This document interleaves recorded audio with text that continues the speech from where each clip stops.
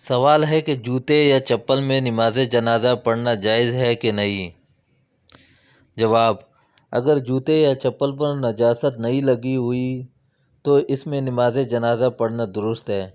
کیونکہ نماز جنازہ عام طور پر مسجد سے باہر کھلے میدان میں ہوتی ہے، اور نماز جنازہ میں سجدہ بھی نہیں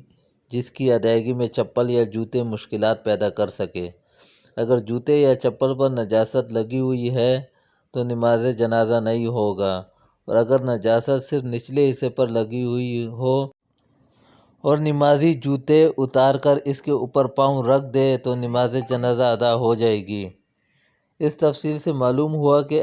اگر جوتے چپل پاک ہے تو ان کو اتارنا ضروری نہیں، اگر چاہے تو انہی جوتے چپلوں میں نماز جنازہ پڑھ سکتے ہیں۔ اگر جوتوں چپلوں کا اوپری حصہ ناپاک ہے تو انہیں اتارنا ضروری ہے،